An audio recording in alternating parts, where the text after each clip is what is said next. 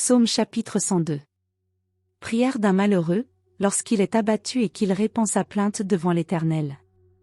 Éternel, écoute ma prière, et que mon cri parvienne jusqu'à toi. Ne me cache pas ta face au jour de ma détresse. Incline vers moi ton oreille quand je crie. Hâte-toi de m'exaucer. Car mes jours s'évanouissent en fumée, et mes os sont enflammés comme un tison. Mon cœur est frappé et se dessèche comme l'herbe, j'oublie même de manger mon pain. Mes gémissements sont tels que mes os s'attachent à ma chair.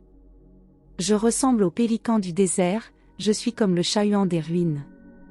Je n'ai plus de sommeil, et je suis comme l'oiseau solitaire sur un toit. Chaque jour mes ennemis m'outragent, et c'est par moi que jurent mes adversaires en fureur. Je mange la poussière au lieu de pain, et je mêle des larmes à ma boisson.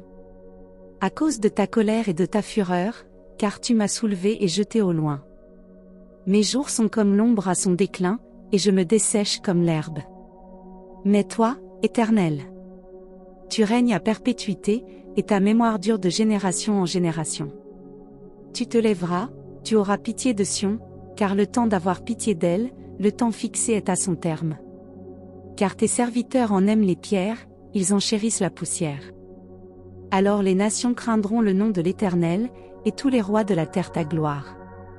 Oui, l'Éternel rebâtira Sion, il se montrera dans sa gloire. Il est attentif à la prière du misérable, il ne dédaigne pas sa prière. Que cela soit écrit pour la génération future, et que le peuple qui sera créé célèbre l'Éternel. Car il regarde du lieu élevé de sa sainteté, du haut des cieux l'Éternel regarde sur la terre. Pour écouter les gémissements des captifs, pour délivrer ceux qui vont périr. Afin qu'il publie dans Sion le nom de l'Éternel, et ses louanges dans Jérusalem.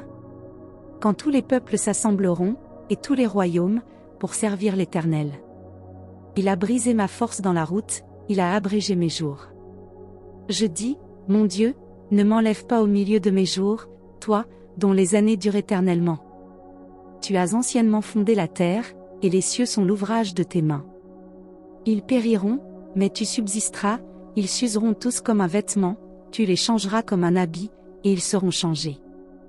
Mais toi, tu restes le même, et tes années ne finiront point.